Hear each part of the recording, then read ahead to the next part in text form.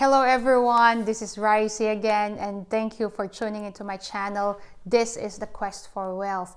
This is the first series, or this is the first video of the series of retirement funds that every single individual in Canada, either an immigrant or natural born Canadian, should definitely invest on. These six funds are RRSP, or Registered Retirement Savings Plan, TFSA, or Tax-Free Savings Account, Canadian Pension Plan, it's called Quebec Pension Plan if you live in Quebec, Old Age Security, Guarantee Income Supplement, and Employer Pension Plans. Before evaluating these six major fundamental retirement funds, first let us identify and differentiate registered and non-registered savings account. So a registered savings account is a kind of account which is tax sheltered. A non-registered savings account is a kind of account that is not tax sheltered. So there are two kinds of tax shelter here. There's a kind of tax shelter which is not deductible from your income, and there's a kind of tax shelter that is deductible from your income. For example, Registered Retirement Savings Account, or RRSP.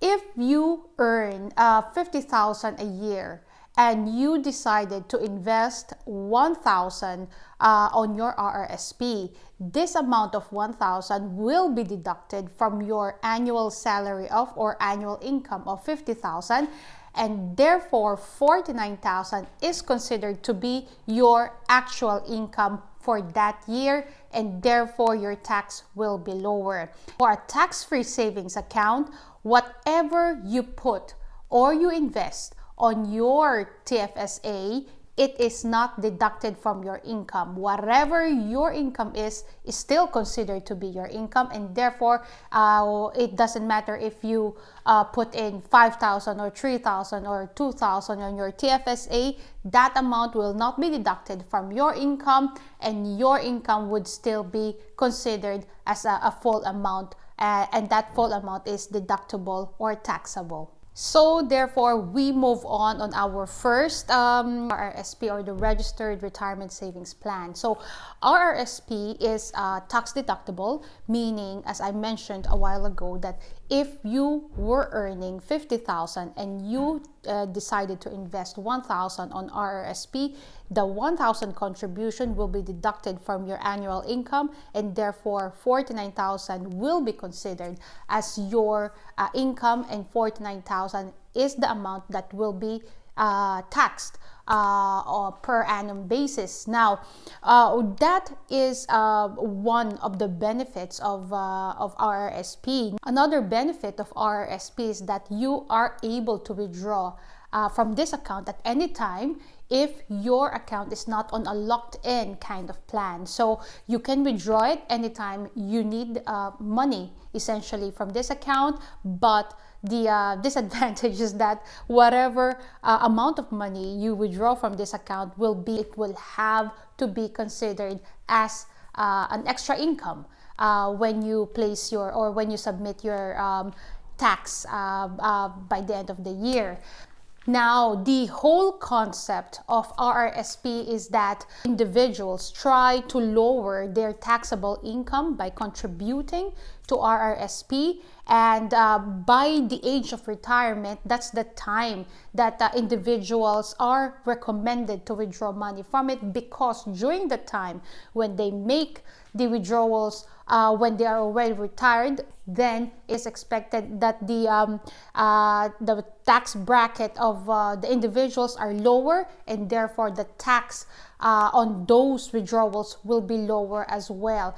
If in cases that there is an absolute emergency or absolute requirement or need from you to withdraw from RRSP, you have to keep in mind that if you withdraw money from RRSP before retirement, then it will be taxed according to your current tax bracket.